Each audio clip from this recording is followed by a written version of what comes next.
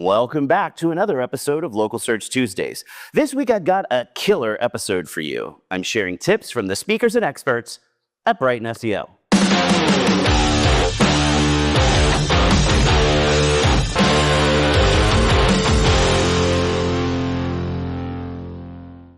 A few weeks ago, I was lucky enough to hop the pond and head back to Brighton SEO in lovely Brighton, England. This trip marks 10.5 years of heading over to Brighton twice a year for the conference. And as always, I took my camera with me. I grabbed as many speakers and experts as I could and had them share tips that would help business owners and marketers do better digital marketing. The tips were amazing this time. Check them out. When it comes to SEO, the only constant is change. So embrace it. So about 70% of us can't actually keep up with the level of change happening in the world. Economically, politically, technologically, it's just all coming at us. So what I think is really important for everybody to nail is 3 things when you're going through different change and transformation programs. Is build trust. So I trust you're going to tell me exactly what you think. Empathy, we're going to step in each other's shoes and try to see how it's like for a different person or a different team member. And third is accountability. I'm accountable for doing my job, you're accountable for doing yours, and this is just the baseline from which we're working on. And if those 3 things come together, then we can deliver any change successfully. My top tip for marketers who want to be better at their job is to stop thinking like you need a checklist. You don't need a checklist. And in the way that search is evolving right now, you don't necessarily need a checklist because where we're going, there ain't no checklists. AI mode, AI overviews, ChatGPT, Claude, Perplexity, etc. They're writing the rulebook as we go, and we need to be able to evolve at the same time. This means that you need to use data to make good decisions. You need to use agentive solutions like Notebook LM, like Perplexity, like other tools with ChatGPT, for instance, that can help you get there. And you also need to create your own solutions. Vibe coding, for instance, is a really, really, really great way to do this. You see a problem and you can actually build stuff to solve that problem directly for you right then. And I think it's an incredible opportunity and an incredible way to address some of the challenges that we have right now. So I would say, think boldly, act boldly, and embrace the opportunity that we have right now. My biggest tip / takeaway would be to always focus on testing. I think a lot of people are scared of testing purely because testing means failures. But I think I would look at it from a perspective of always be learning, always be testing. Don't be scared of failed tests because that just shows you what you don't need to be doing. Focus on the winning tests, build your strategy around that, and you can't really go wrong from that. A tip to make you a better digital marketer is to have a CTR first mindset.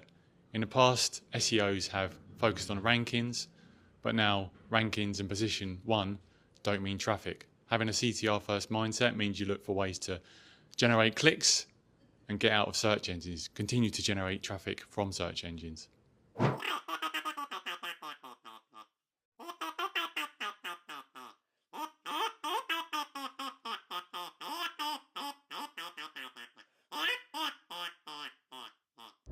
Digital is changing every day. We know that. You log on to LinkedIn, every 3rd post is AI, AI, AI. Be everywhere, be on every channel, be here, be here. There's a new channel coming out. One of the things that I think is super important is not to be on every channel, but it's to be where your customers are. So spend some time, spend some budget figuring out where your customers are and do something with that information. Every other day, you'll see this news about being absolutely everywhere, or you must be here, or you must be there. I think at the moment, the industry is having this phase of shiny object syndrome with AI. Take some time, take some budget. As my friend Andy Jarvis says casually, speak to your customers, find out where they are. We've got a great tool called Search Pulse, which will help you do that. Download that from searchpulse.reflectdigital.co.uk, and that will help you be smarter and be a better marketer today.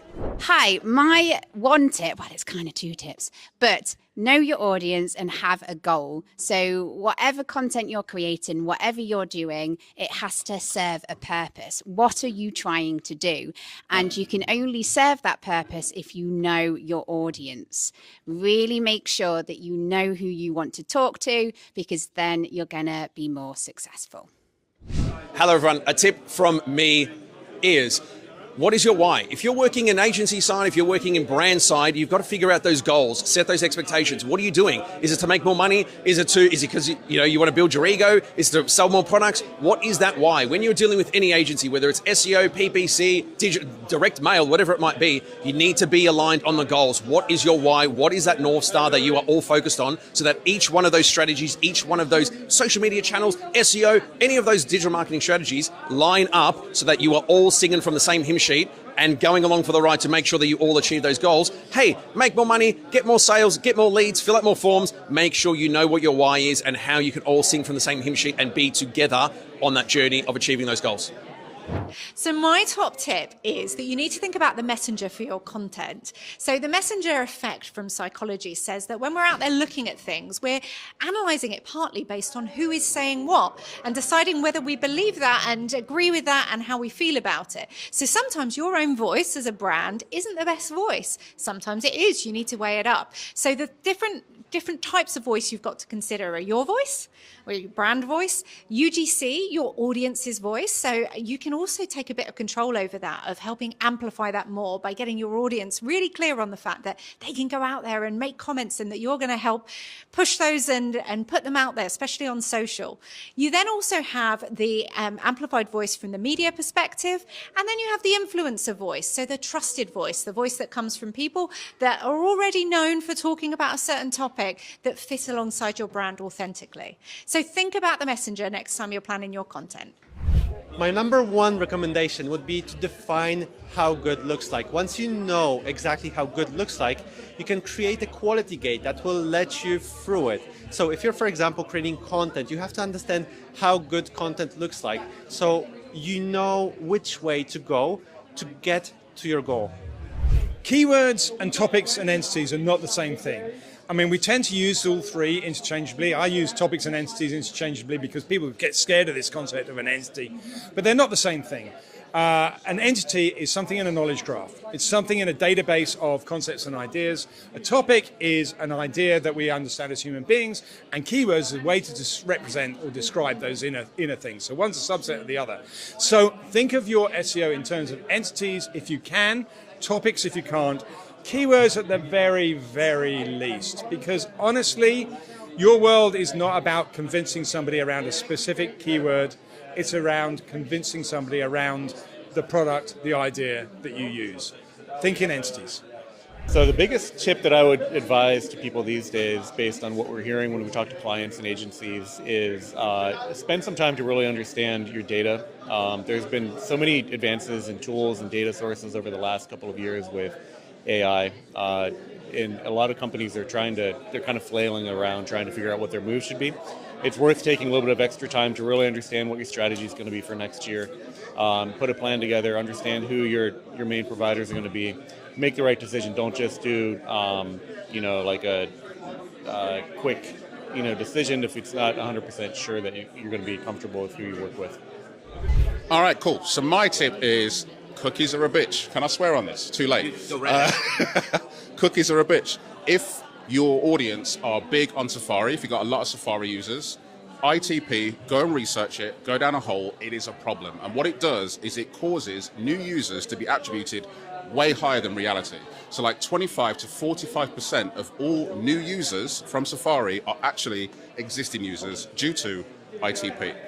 Which is a pain for attribution, for data, for modeling, for understanding your new and of course existing customers. It's a real problem. It's short and sweet. I don't want anyone to fall asleep, but in your own time, research ITP and go down that rabbit hole. You won't regret it. That's my tip. All right, so one thing I don't think people are really caught on to yet in local search is a massive increase in the importance of review recency. So you can see businesses that have like 300 more reviews than their competitor, but the competitor's outranking them because they're getting like 5-10 reviews a day. That influx of reviews, Google has really cranked the dial on that factor. So if you are not asking for reviews on a regular basis, your 10,000 reviews that you got before are stale. They're old news. You need to be getting reviews on a regular basis if you want to stay at the top of the local pack and Maps results. That's my tip. Don't deprioritize the things that are actually going to give you energy. Prioritize things like your physical health, your mental health, your relationships. The toxic hustle culture will encourage you to push those things lower and lower on your priority list, but that's not going to give you the energy to succeed, and it's not going to give you the longevity of career that you seek. Awesome tips, right?